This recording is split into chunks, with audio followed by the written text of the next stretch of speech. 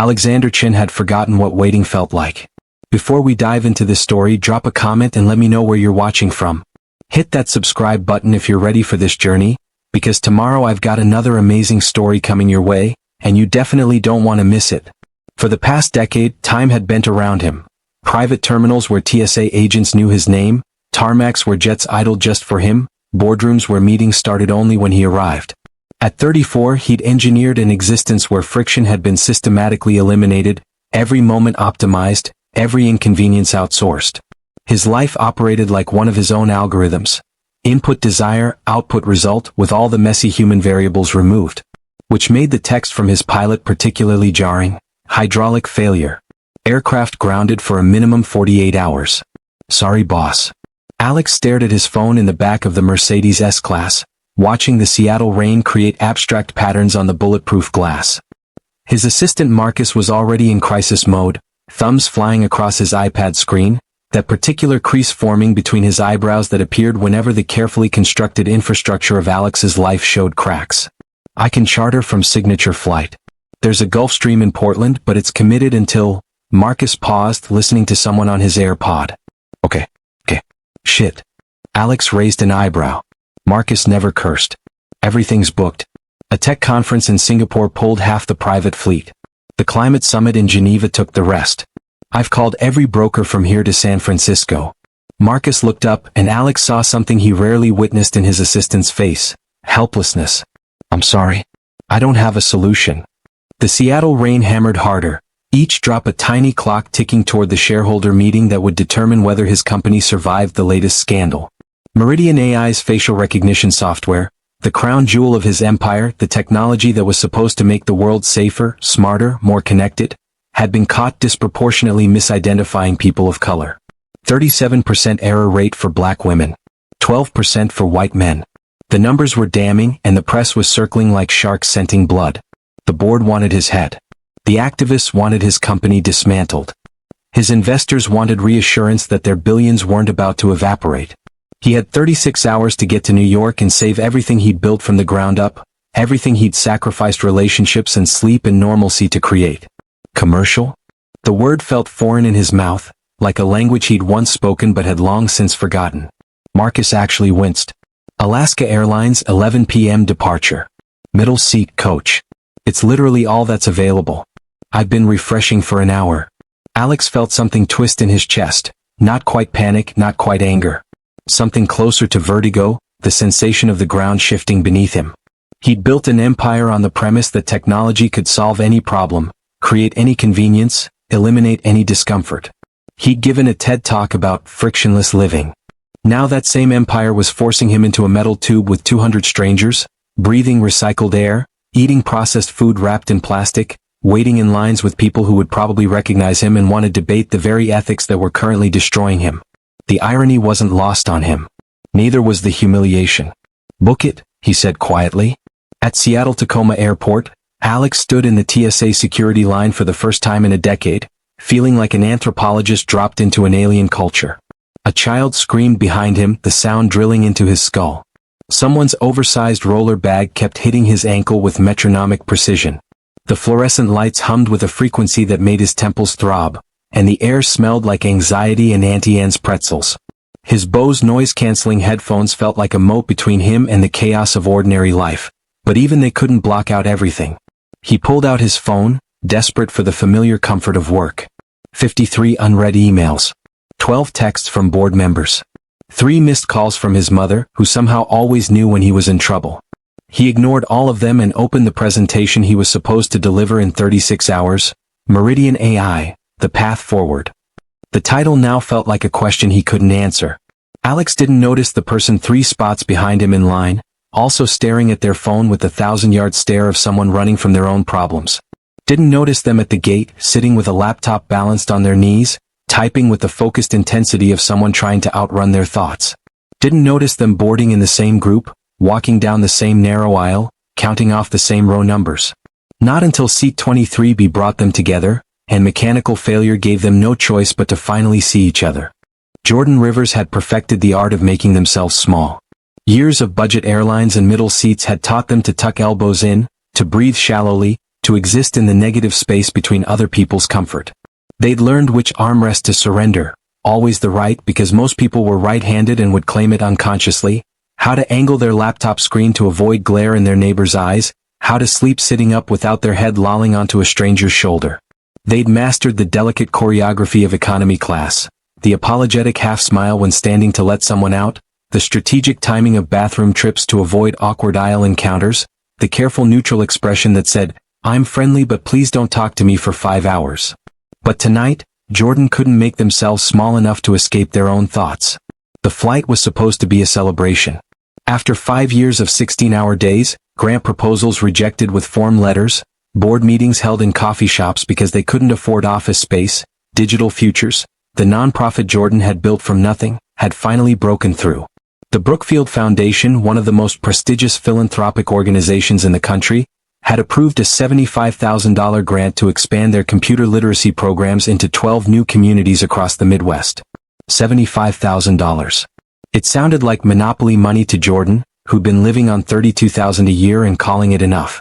Enough to bring coding classes to kids in Appalachia who'd never touched a laptop. Enough to teach older adults in Detroit how to apply for jobs online.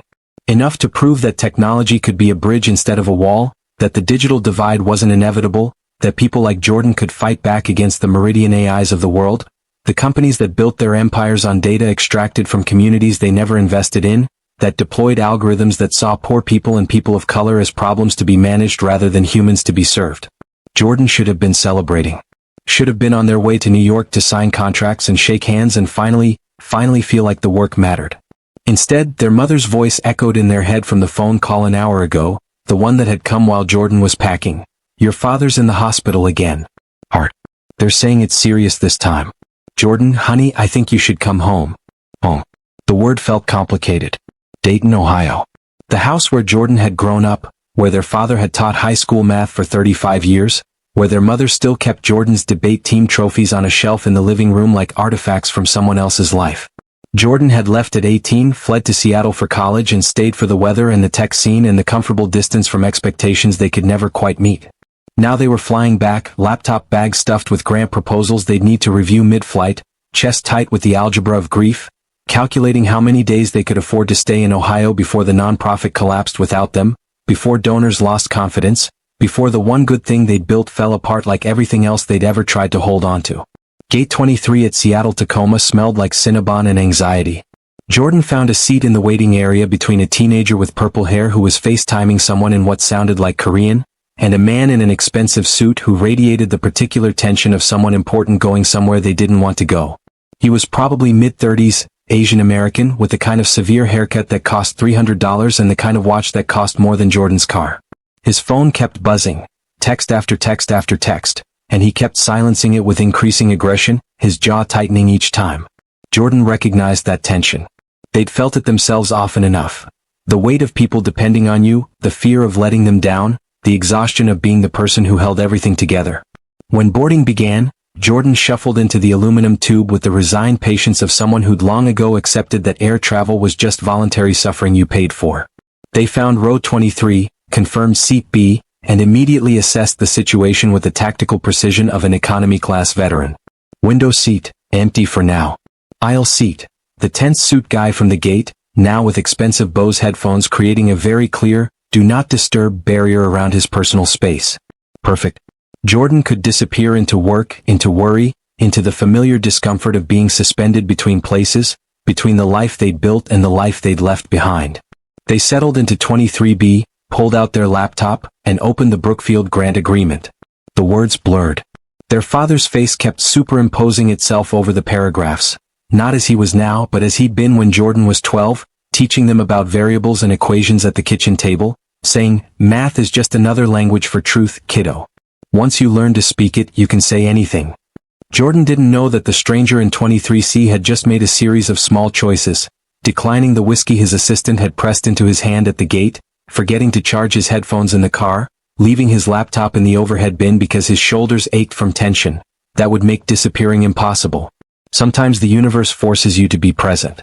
Sometimes a mechanical failure is actually a gift. Alex had forgotten about the armrest wars. 20 minutes into the flight, his elbow had made contact with his neighbor's 3 times. Each collision a small negotiation of space and boundaries.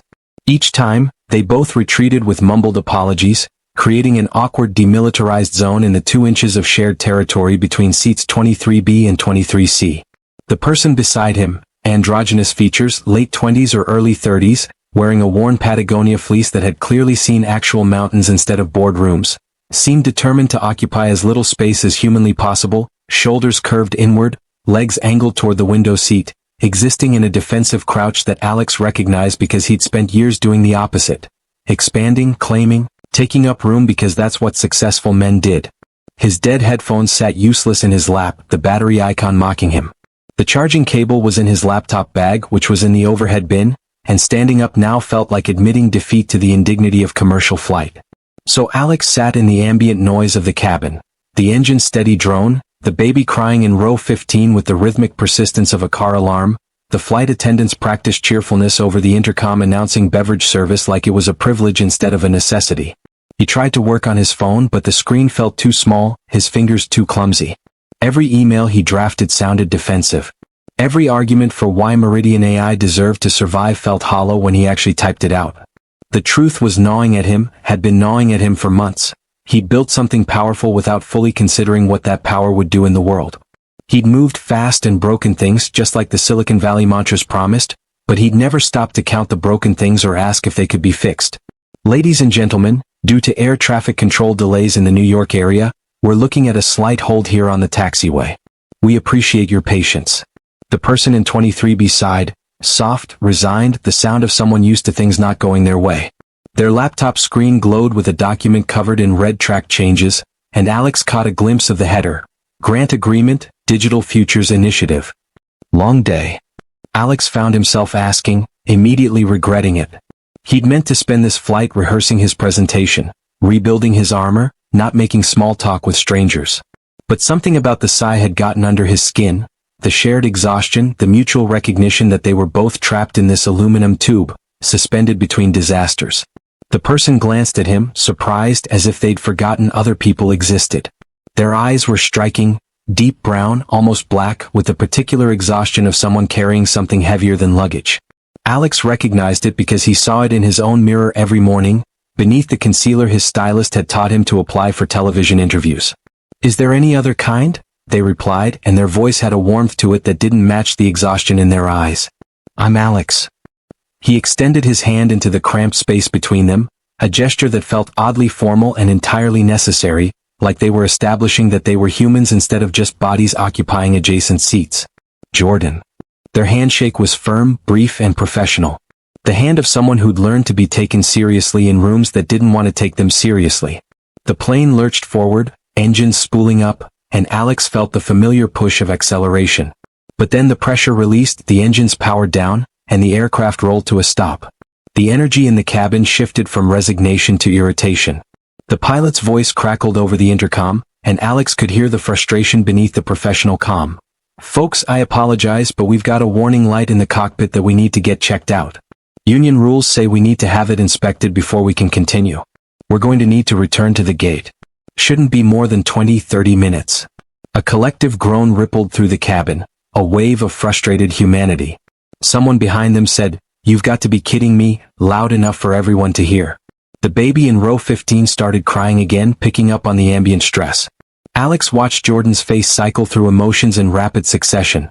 Frustration, worry, something that looked like despair, before settling on a neutral acceptance that seemed practiced, like a mask they'd learned to wear. "You okay?" he asked, surprising himself with the genuine concern in his voice. Jordan laughed, but it sounded like breaking, like the moment before crying when you're trying to convince yourself you're fine. "My dad's in the hospital. Heart problems. Again. This was the last flight out tonight that could get me there before morning, and the doctor said..."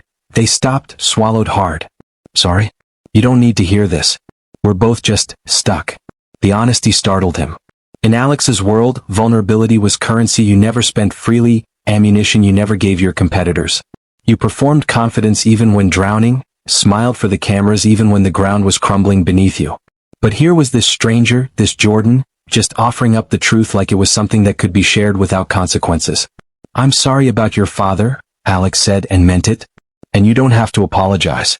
Sometimes strangers are easier to talk to than friends." Jordan turned to look at him fully now, really seeing him for the first time instead of just registering his presence.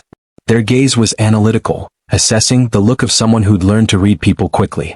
And you? What's waiting in New York that can't wait? Everything I've built. Maybe my entire career. Definitely my reputation. The words came out more honest than he'd intended. I'm supposed to save my company in 36 hours, and I'm currently sitting on a broken plane, so the universe seems to have opinions about my chances. Jordan's expression shifted, something like recognition, like they'd found a fellow traveler in whatever country of desperation they were both visiting. Then we're both in the same boat. Or plane. Or whatever this stranded thing is. The plane reversed direction, the whine of the engines and reverse thrust filling the cabin. Parents were starting to wrangle restless children. Business travelers were already on their phones, voices rising in frustration as they explained to someone, bosses, clients, families, that they'd be late, that it wasn't their fault, that the world would have to wait. Alex made a decision that would change everything. Look, they said 20 or 30 minutes. There's a bar in Terminal C, past security. Can I buy you a drink while we wait? Sounds like we both could use one, and sitting here marinating in other people's stress isn't helping anyone. Jordan hesitated, and Alex could see the calculation happening, the risk assessment, the stranger danger algorithm everyone ran in their heads. But then something in their expression softened. Some decisions were made. Yeah, Jordan said. Yeah, okay. One drink. But I'm buying the second round. I don't accept pity drinks from strangers. Deal, Alex said and smiled for the first time in days. Neither of them knew that mechanical failure was about to become the best thing that ever happened to them. Neither of them knew that the universe sometimes breaks things on purpose, just to see what you'll build from the pieces. Like and subscribe if you enjoy watching this story. Our algorithms have been misidentifying people of color at significantly higher rates than white people. 37% error rate for black women. 12% for white men. Jordan's expression shifted, not surprise but recognition. Meridian AI. I know your company. Alex felt his stomach drop. Of course they did. Everyone knew now. The exposé had been everywhere, the statistics damning, the implications devastating. We're not fans, Jordan continued, and there was an edge to their voice now. Digital Futures, that's my nonprofit. We work with communities that get hurt by companies like yours. We're trying to bridge the digital divide, teach people how to navigate technology safely, help them understand that these systems aren't neutral just because they're made of code. Your facial recognition software got a 16-year-old black kid stopped by police in Detroit last year. False match. He missed his college entrance exam because he spent the day being interrogated. The words hit Alex like physical blows. He'd read the reports, seen the statistics, attended the emergency board meetings where lawyers discussed liability and PR firms discussed damage control. But hearing it from someone who actually knew the people affected, who could name the consequences instead of just quantifying them, that was different. I didn't know, Alex said quietly. I mean, I knew about the incident. But I didn't know he missed his exam. I didn't know. He stopped, recognizing how pathetic it sounded. I should have known. That's the problem. I built something powerful and I didn't ask enough questions about what that power would do in the world. Jordan studied him with those dark, assessing eyes. Alex felt exposed in a way he never did in boardrooms, where everyone wanted something from him and he knew exactly what armor to wear. So why are you going to New York? To save the company or to fix it? The question sliced through every rationalization Alex had been constructing. I don't know, he admitted. Maybe both. Maybe neither. The board wants reassurance that we can survive this. The investors want their money protected. The activists want us shut down entirely. And I just want... He stopped, unsure how to finish. To not be the villain? Jordan offered, and their tone wasn't quite sympathetic but wasn't cruel either. Yeah, that. Although maybe I am the villain. Maybe that's what happens when you move fast and break things. You break the wrong things and don't realize it until it's too late. The bartender refilled their drinks without being asked. CNN played footage of protests outside Meridian AI's headquarters. Signs saying, "Our faces aren't your data," and "Code can be racist too." Jordan followed Alex's gaze to the screen. For what it's worth, I don't think you're a villain. Villains don't usually question whether they're villains. They just are. You're something more complicated. What's that? Someone who built something without understanding its cost. That's not evil. That's just human. The question is what you do now that you know. Alex turned to look at Jordan fully. And what would you do? If you were me? Jordan laughed, sharp and bitter. I'm the last person who should give advice. I built a nonprofit to help people, but I can barely keep it funded. I chose work over family so many times that home feels like a place I visit instead of a place I belong. I'm on a delayed flight trying to get to my father's hospital bed while simultaneously checking grant agreements because I'm terrified that if I stop working for 5 minutes, everything I've built will collapse. So no, I don't have answers. I just have different problems. The honesty was disarming. In Alex's world, everyone performed competence, projected confidence, hid their doubts like they were nuclear codes. But Jordan seemed to operate on a different frequency, entirely saying true things even when they hurt, admitting vulnerability like it was strength instead of weakness. Your second round, Alex said, gesturing to the bartender. You promised you'd buy it? Jordan smiled, the first real smile Alex had seen from them, and it transformed their entire face. Fair enough. 2 more, please, they told the bartender. Then to Alex, so if we're both disasters waiting to happen, we might as well be disasters together for the next 20 minutes. 20 minutes, Alex agreed. Neither of them checked their phones. Neither of them looked at the TV. For 20 minutes they just talked, about Seattle rain and Ohio snow, about the strange intimacy of airport bars, about what it meant to build something you believed in and watch it become something you didn't recognize. When the gate announcement came, Alaska Airlines Flight 447 to New York is now ready for boarding. They both stood reluctantly, like students leaving a class where they'd actually learned something. This was... Jordan started, then seemed unsure how to finish. Yeah, Alex said. It was. They walked back to the gate together, not quite friends but no longer strangers, carrying their baggage, literal and metaphorical, back to row 23, where fate had assigned them seats and the universe had decided they needed to talk. The plane finally lifted off at 1:47 a.m., 2 hours and 43 minutes behind schedule. Most of the cabin had descended into exhausted silence, the kind that comes after adrenaline fades and nothing's left but the need to surrender to whatever happens next. But Alex and Jordan were wide awake. Tell me about digital futures, Alex said once they'd reached cruising altitude and the seatbelt sign had dipped off. How did you start it? Jordan shifted in their seat, angling toward him in the cramped space. You really want to know? I really want to know. So Jordan told him. About graduating with a computer science degree and realizing that everything they'd learned, every algorithm, every optimization, every elegant solution, was being used to make rich people richer while poor communities got left further behind. About moving back to Dayton after their grandmother had a stroke and couldn't figure out how to apply for disability benefits online. About teaching free coding classes in a community center basement, just 10 people at first, then 20, then 50. The thing nobody tells you about the digital revolution, Jordan said, their voice gaining intensity, is that it's really just a new version of the same old story. The people with resources get more resources. The people without get left behind with all the new fancy language about disruption and innovation. But disruption for who? Innovation for who?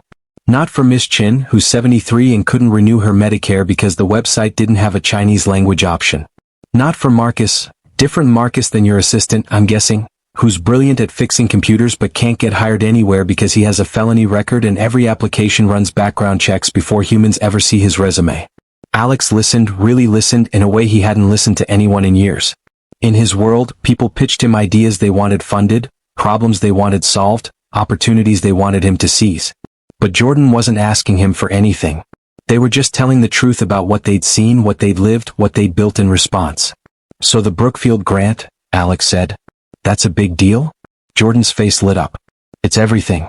It means we can expand into 12 new communities. Hire 2 full-time staff instead of running everything on volunteers. Actually pay rent on office space instead of operating out of my apartment. It means I can stop choosing between groceries and printer paper. You've been funding this yourself? Mostly. Small donations, some local grants. I earn a salary of $32,000 a year. The rest goes back into the programs. Jordan said it matter-of-factly, like it was obvious, like of course you'd sacrifice your own comfort for work that mattered. Alex thought about his own salary, 7 figures base, plus stock options that had made him wealthy beyond any reasonable definition of the word. Thought about his apartment in downtown Seattle, his weekend place in the San Juans, the Tesla in his garage that he barely drove because he was usually being driven. He struggled for words. That's incredible. And also completely unsustainable. Tell me about it. Jordan laughed, but it sounded tired. My mom keeps asking when I'm going to get a real job, with benefits and a 401k. My dad understands better, He taught public school for 35 years, so he gets the whole doing meaningful work for not enough money thing. But even he worries. Is that why you feel guilty? About not being there? Jordan's expression collapsed a little. I feel guilty about everything. About not calling enough. About not visiting more. About choosing this work over spending time with them. About every Christmas I skipped because I had grant deadlines. About, they stopped, swallowed hard. When my mom called tonight and said, it's serious this time, all I could think was, what if I don't get there? What if I spent all these years trying to save the world and I missed the chance to just be with them? Alex didn't have an answer. He'd spent a decade optimizing his life for efficiency and impact, telling himself that the sacrifices were worth it, that the empire he was building would justify all the dinners he missed, all the relationships he let atrophy, all the moments he traded for productivity. But sitting here next to Jordan, watching them carry their guilt like weight they couldn't put down, he wondered if he'd just been lying to himself in more expensive ways. My mother leaves me voicemails, Alex heard himself say. Every Sunday. As for years.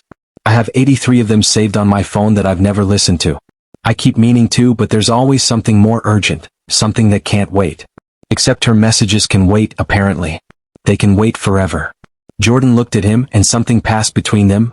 Recognition, solidarity, the particular fellowship of people who'd made the same mistakes in different ways. We're both pretty terrible at this, aren't we? Jordan said softly. At what? Being human. Instead of just being busy. The flight attendant came by with a basket of snacks, pretzels, cookies, the kind of processed food that tasted like cardboard and childhood at the same time. Jordan took pretzels. Alex took nothing, then changed his mind and took cookies just to prove he still could. Tell me about Meridian AI, Jordan said. Before the scandal. What were you trying to build? So Alex told them. About starting the company in his apartment with 2 MIT friends, writing code until 4 a.m., believing they were building something that would make the world safer. About the first contracts with police departments, the promise that technology could reduce crime, catch criminals, protect communities. About growing from 3 people to 300, from 1 city to 40, from a startup to a unicorn valued at $3 billion. We thought we were the good guys, Alex said. We thought we were solving problems. And maybe we were, for some people. But we weren't asking who was paying the price for those solutions. We weren't asking whose faces were in our training data, whose neighborhoods were being over-policed because our algorithms said they were high risk, whose privacy was being sold to the highest bidder in the name of safety. So what changed? Jordan asked. What made you realize? A journalist named Keisha Williams wrote an exposé. Showed us the numbers we'd been too arrogant or too scared to look at ourselves. Interviewed people who'd been hurt by our software. Made it impossible to pretend we were neutral, that code couldn't be racist, that intentions mattered more than impacts. Alex rubbed his eyes, exhausted. The board wanted to bury it, threaten legal action, and discredit her. But I read every interview. Every statistic. Every story. And I couldn't unknow it. So you're going to New York to fix it? I'm going to New York to try. I have a presentation that's supposed to convince the board we can survive this. But honestly, I'm not sure we should. Maybe some things are too broken to fix. Maybe you have to burn it down and start over. Jordan was quiet for a long moment, processing.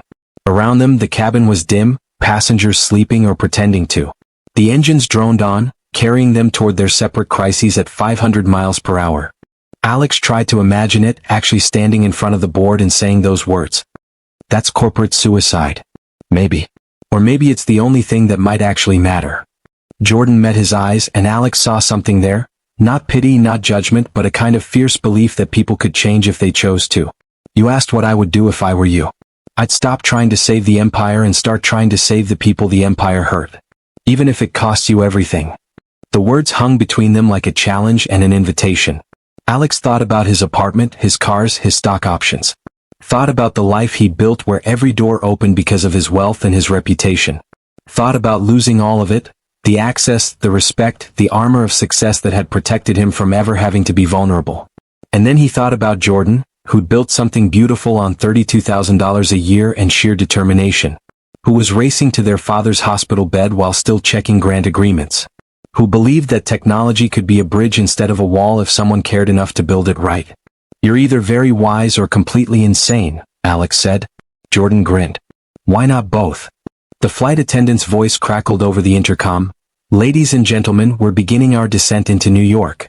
Please return your seats and tray tables to their upright positions. Alex looked out the window at the lights of the city sprawling below. Millions of people, millions of stories, millions of problems that someone's algorithm was probably making worse. Somewhere down there his board was waiting. His investors were waiting. His carefully constructed life was waiting to see if he'd save it or let it burn. "Hey," Jordan said, pulling out their phone. "Can I give you my number? In case you need someone to talk to after your presentation. Or before. Or during, I guess, if you want to FaceTime me from the boardroom while you commit corporate suicide." Alex laughed, really laughed, for the first time in months. Yeah, I'd like that." They exchanged numbers, fingers fumbling with phones in the cramped space, shoulders bumping, that accidental intimacy of economy class creating something that felt less like networking and more like the beginning of something neither of them had names for yet. The plane touched down at JFK at 5:23 a.m. The cabin lights came on, harsh and fluorescent. People stirred, stretched, began the ritual of gathering belongings and preparing to rejoin their regularly scheduled lives. Jordan stood first, pulled their backpack from the overhead bin. Alex stood beside them in the aisle, and for a moment they just looked at each other. Two strangers who'd shared truths at 30,000 feet and couldn't quite figure out how to say goodbye. "Good luck with your dad," Alex said. "I hope he's okay. I hope you get there in time. Good luck with your board. I hope you burn it all down." Jordan smiled, but their eyes were serious. "Or build something better. Either way." They moved toward the exit in the slow shuffle of deplaning passengers. At the jet bridge, Jordan turned back one more time. "Hey, Alex." "Yeah. Thank you. For listening. For being honest. For being human instead of just being busy." Then they were gone, disappeared into the crowd flowing toward baggage claim and ground transportation and whatever came next.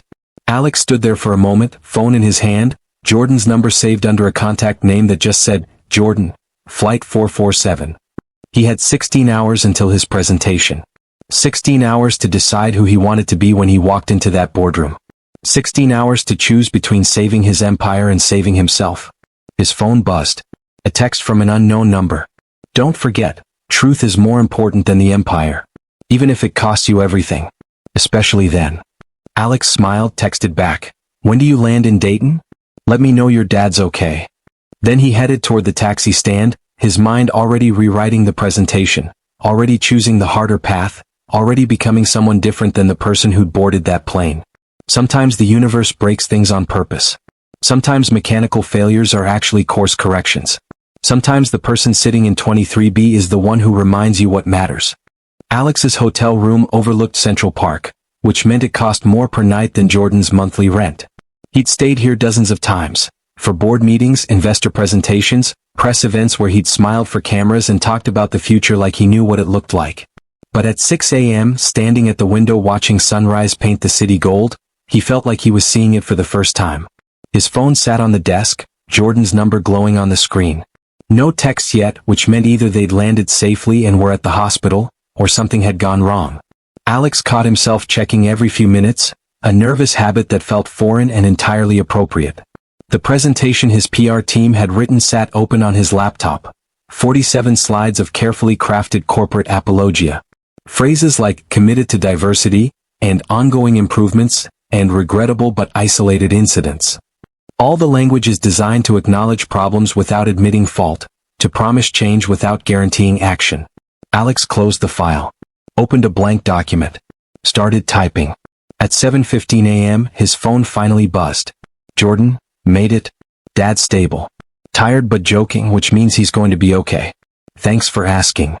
Alex felt relief flood through him, surprising in its intensity. He'd known this stranger for less than 6 hours, but somehow their father's health mattered to him in ways he couldn't quite explain. "Alex, that's great news. Give him my best. Jordan, he wants to know who you are. I told him you're a tech billionaire I met on a plane who's about to commit career suicide. He said that sounds like the beginning of a rom-com." Alex laughed out loud in the empty hotel room. "Alex, tell him he's not wrong. How are you holding up?" "Jordan, exhausted. Relieved. Guilty that I'm relieved because that means I was expecting worse. The usual family crisis emotions. How's the presentation going?" Alex looked at his laptop, at the new document he'd been writing for the past hour. No slides, no graphs, just words that felt true even though they terrified him. "Alex, I'm writing something different. Something honest. Your words keep echoing in my head. Truth is more important than empire. Jordan, that's either very brave or very stupid. Alex, why not both? Jordan, touché. Listen, I know we just met and this is probably weird, but can you FaceTime me before the meeting? I want to see your face when you make the decision. Alex's heart did something complicated in his chest. Alex, yeah, I'd like that. At 9:45 a.m., Alex sat in a Starbucks 3 blocks from Meridian AI's Manhattan offices, phone propped against his coffee cup, Jordan's face filling the screen. They looked exhausted but present, sitting in what appeared to be a hospital cafeteria, wearing the same clothes from the flight and an expression that managed to be both gentle and fierce. Show me what you've got, Jordan said. So Alex read them the presentation he'd written. Not slides, just a speech. About building Meridian AI with good intentions and catastrophic blind spots. About the specific people who'd been hurt, naming names, acknowledging impacts. About how facial recognition technology had been deployed primarily in poor communities and communities of color, how it had been sold as public safety but functioned as surveillance, how the error rates weren't bugs but features of a system built by people who looked like him, for people who looked like him. I'm recommending we shut down the facial recognition division entirely, Alex said. Return the contracts, refund the money, acknowledge that we built something we shouldn't have. Then I'm proposing we redirect those resources toward actually listening to affected communities, toward hiring people who understand the problems because they've lived them, toward building technology that serves everyone instead of extracting from everyone. Jordan was quiet for a long moment, their expression unreadable. That's going to destroy you, they finally said. You know that, right?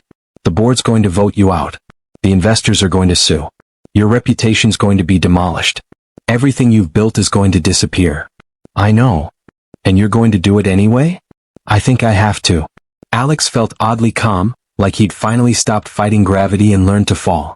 You were right. I need to stop trying to save the empire and start trying to save the people the empire hurt. Even if it costs me everything. Jordan's eyes were shining like they might cry, like they were proud and terrified and something else Alex couldn't name. Then I'll be looking at my phone, Jordan said softly. Waiting to hear how it went. Waiting to see what happens when someone actually chooses to do the right thing instead of the easy thing. Jordan? Yeah. Thank you. For giving me permission to do this. For believing I could. You didn't need my permission, Alex. You just needed someone to witness it. They hung up, and Alex sat there for another moment, finishing his coffee, preparing for the end of the life he'd known and the beginning of something he couldn't predict.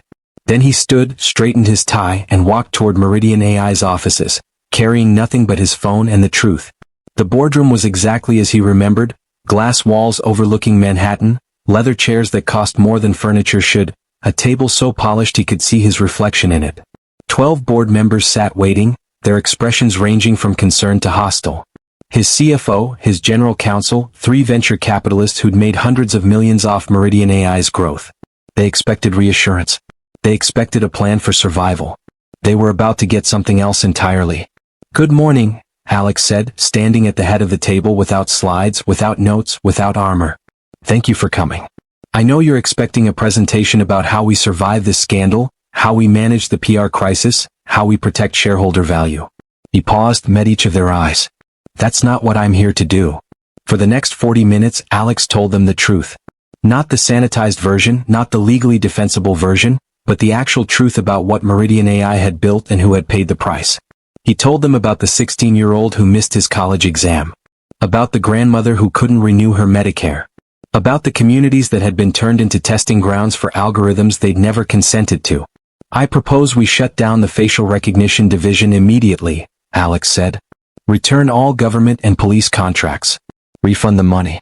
Acknowledge publicly that we built something harmful and we're choosing to stop. The room exploded. That's 30% of our revenue. The investors will sue us into oblivion. You're destroying shareholder value. This is corporate suicide. Alex let them shout. Let them rage. Let them calculate the cost in dollars instead of dignity, in stock prices instead of human lives. He'd expected this. He'd chosen this. When the room finally quieted, his lead investor, a man named Richard who'd been with them since the Series A, who'd made $400 million on paper from Meridian AI's growth, spoke with cold precision. Alex, we brought you in here to save this company. Instead, you're proposing we destroy it.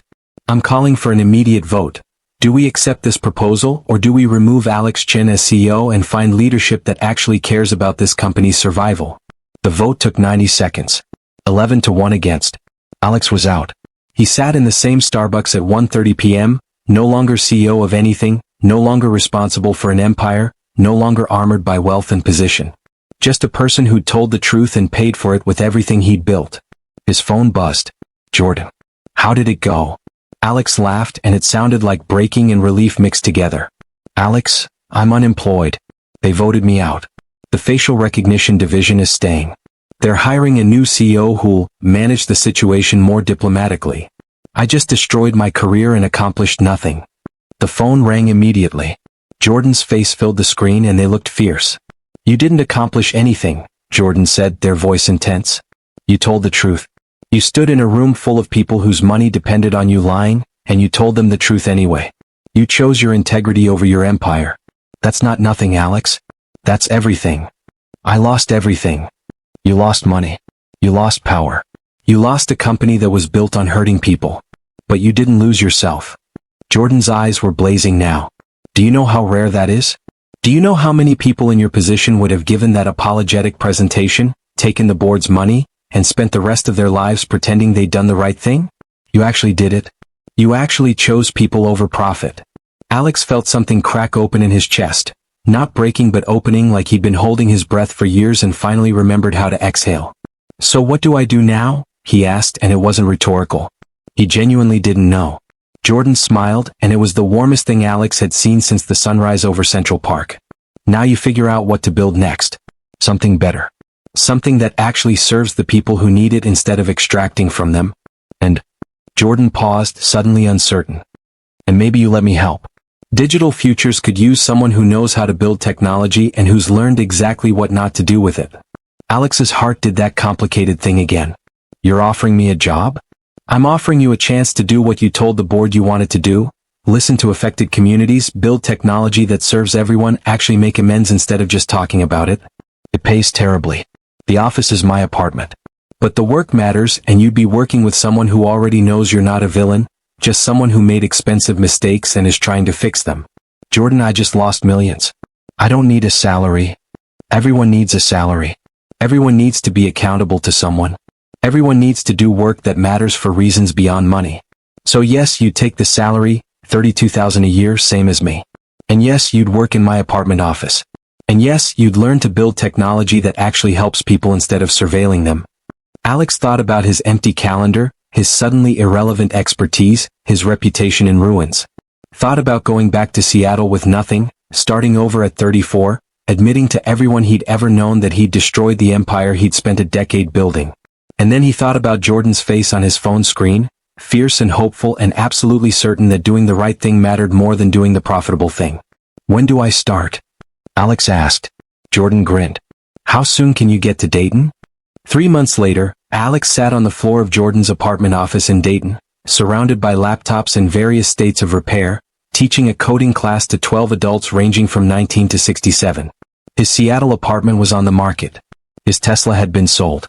His stock options in Meridian AI had vested and he donated the entire amount, $4.3 million, to organizations working on algorithmic justice and digital rights. He'd kept enough to live on while he figured out what came next, but the wealth that had defined him for a decade was gone, redistributed to people doing work that actually mattered. And he'd never been happier. Mr. Alex, said Miss Chen, 73, brilliant, still struggling with the Medicare website but learning Python with the determination of someone who'd survived much harder things, I don't understand why this code isn't working.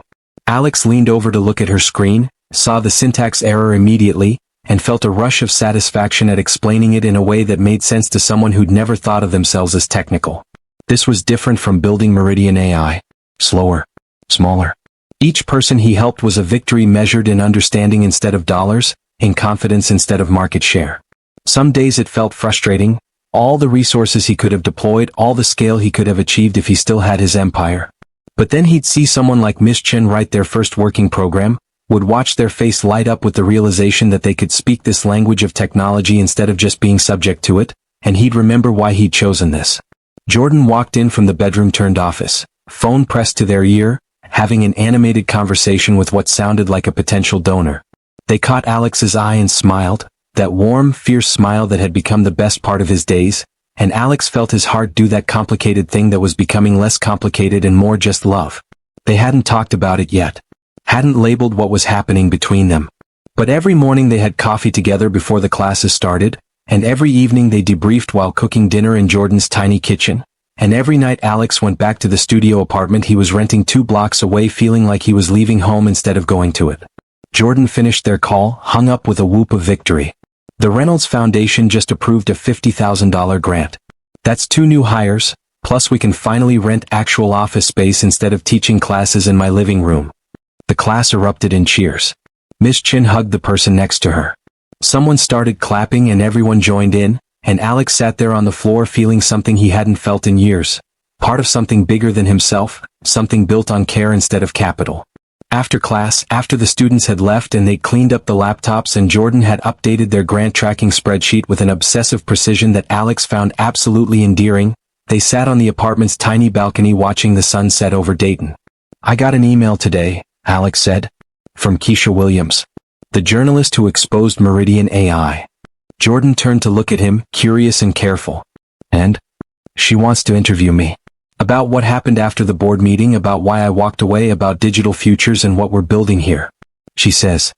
Alex paused, reading from his phone. "Your story matters because tech billionaires don't usually choose accountability over empire. People need to see that it's possible. Are you going to do it? I don't know. Part of me wants to stay invisible, just do the work without making it about me. But another part thinks." He trailed off, trying to find the right words. "Maybe it matters. Maybe someone else sitting in a boardroom somewhere needs to see that you can walk away from power and build something better. That you don't have to be defined by your worst mistakes." Jordan reached over and took his hand, a gesture that had become natural over the past 3 months but still made Alex's pulse quicken. "I think you should do it," Jordan said softly. "Not because you need redemption or validation, but because your story might give someone else permission to choose differently. That matters." Alex squeezed their hand. "When did you get so wise?" "I've always been wise. You were just too rich to notice." Alex laughed, pulled Jordan closer. They fit together easily now, all the initial awkwardness worn away by shared dinners and late-night conversations and the comfortable intimacy of building something together. "Can I ask you something?" Alex said. "Always." "That night on the plane when you agreed to have a drink with me, did you have any idea this would happen? That I'd end up here in Dayton teaching coding classes in your living room, completely in love with you?" Jordan's eyes widened. "You're in love with me?" Alex's heart stopped.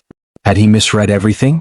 Had he moved too fast, assumed too much, projected feelings that weren't reciprocated?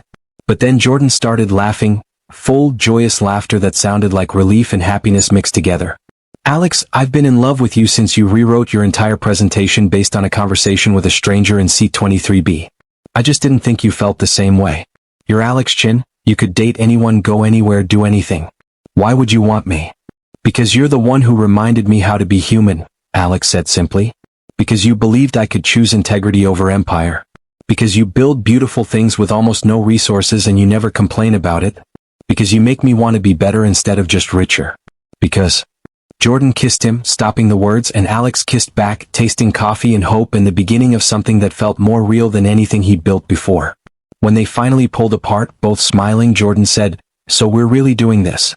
The billionaire turned nonprofit worker and the nonprofit director who can barely pay rent? This is our rom-com?" "Apparently.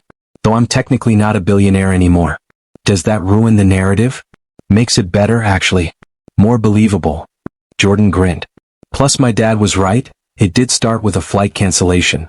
"How is your dad, by the way?" "Good. Getting stronger every day. He wants to meet you properly, not just over FaceTime. Says any man who gives up billions to teach coding classes in his daughters." Jordan paused, smiled self-consciously. "In their child's apartment is someone he needs to evaluate in person." "I'd like that," Alex said. And meant it. 6 months after that delayed flight, Alex stood in a conference room at the Brookfield Foundation in New York City, wearing jeans and a button-down instead of the $1,000 suits that used to be his uniform. Jordan stood beside him, presenting their expanded digital literacy program to a room full of potential funders. They spoke with passion and precision about the 12 communities they were serving, the 300 people they taught basic digital skills, the partnerships they built with libraries and community centers and local governments that actually wanted to serve their residents instead of surveilling them. And this is Alex Chen, Jordan said, gesturing to him. Former CEO of Meridian AI, current co-director of Digital Futures. Alex brings technical expertise and a unique understanding of how technology can go wrong, and how to build it right instead. Alex stepped forward, feeling none of the performance anxiety that used to accompany boardroom presentations. This wasn't about ego or empire. This was about the work. I built a company that hurt people, he said simply. I deployed technology in communities without understanding its impact, prioritized growth over ethics, and made millions while others paid the price. I'm here because I'm trying to make amends, not through apologies or donations, but through actually listening to communities, building technology with them instead of for them, and ensuring that digital tools serve everyone instead of extracting from everyone. He talked about Miss Chen, who'd just gotten a job doing data entry because she'd learned Excel in their classes. About Marcus, who was now teaching basic coding to teenagers at the community center. About the small, incremental victories that didn't make headlines but changed individual lives. When he finished, the room was silent. Then a woman in her 50s, one of the foundation's senior program officers, spoke up. Mr. Chen, I read Keisha Williams's article about you. I'll be honest, when Jordan first told us you were joining Digital Futures, I was skeptical. It felt like reputation laundering, like a billionaire trying to buy redemption with a non-profit salary. But I've been following your work for 6 months now, and... She paused, smiled. I think you're the real thing. I think you actually changed. Alex felt Jordan's hand brush against his. Subtle, supportive, proud. I'm trying, Alex said. Every day. That's all any of us can do. The Brookfield Foundation approved a $250,000 grant, the largest Digital Futures had ever received. Enough to hire 5 full-time staff, rent an actual office, expand into 20 new communities. Enough to prove that the work mattered, that people cared, that building things slowly and ethically could actually succeed. Nation's offices, in the same city where Alex's empire had collapsed, he and Jordan stood on the sidewalk as taxis rushed past and pedestrians flowed around them like water around stones. We did it, Jordan said, still slightly dazed. $250,000. That's everything. You did it, Alex corrected. I just stood there looking reformed. You are reformed. Jordan turned to face him fully, eyes shining. You know that, right? You're not just performing redemption. You actually changed your entire life. You gave up everything and built something better. Alex pulled Jordan into a hug right there on the Manhattan sidewalk, not caring who saw. I didn't give up on everything, he said into Jordan's hair. I gave up an empire. But I found you. I found work that matters. I found a version of myself I actually like. That's not loss. That's winning. Jordan pulled back, laughing, crying a little. You're such a sap now. The old Alex Chen would never have said something that earnest. The Digital Futures office in downtown Dayton had a wall covered in photos. Hundreds of faces, each one representing someone who'd learned to code, built a website, gotten a job, gained confidence, crossed the digital divide because someone cared enough to teach them. Alex stood looking at it during the nonprofit's second annual gala. Gala being generous term for a potluck dinner in a rented community center, but everyone had dressed up and the folding tables had tablecloths, so it counted. Miss Chen had brought homemade dumplings. Marcus was helping with tech setup. Jordan's parents were there. His father healthy now, walking with only a slight slowness that spoke of recovery, his mother charming donors with stories about how her child had always been stubborn enough to change the world. Anne in the corner, talking animatedly with Keisha Williams about her new book on ethical technology, was Alex's mother. She'd flown in from Seattle, had spent the past 2 days in Alex's apartment, larger now, but still modest by his old standards, cooking him meals and telling him how proud she was. I listened to all your voicemails, Alex had told her that first night in her kitchen in Queens 2 years ago. Every single one. I'm so sorry I didn't listen sooner. She'd cried. He'd cried. They'd talked until 3 a.m. about everything he'd been too busy to share, everything she'd been worried about, everything they'd missed while he was building an empire instead of maintaining a relationship. Now she was here watching him build something better, and the pride in her face was worth more than any stock option. Jordan appeared at Alex's elbow, holding 2 cups of punch that was definitely spiked with something stronger than fruit juice. Your mom just told Keisha that you were always sensitive as a child and she knew you'd eventually figure out that money wasn't everything. Keisha's taking notes. I think you're going to be a case study in her book. Alex laughed. Great. I've gone from tech mogul to cautionary tale to redemption narrative. What's next? Next you marry me, Jordan said casually, like they were discussing the weather. Alex nearly dropped his punch. What? Jordan set down both cups, took Alex's hands, looked at him with those fierce, warm eyes that had first captured him in seat 23B. I'm not getting down on one knee because we're in a community center and my knees are too old for that nonsense. But Alex Chen, I love you. I love the person you've become. I love building things with you. I love teaching classes together and arguing about curriculum design and falling asleep on your couch while reviewing grant proposals.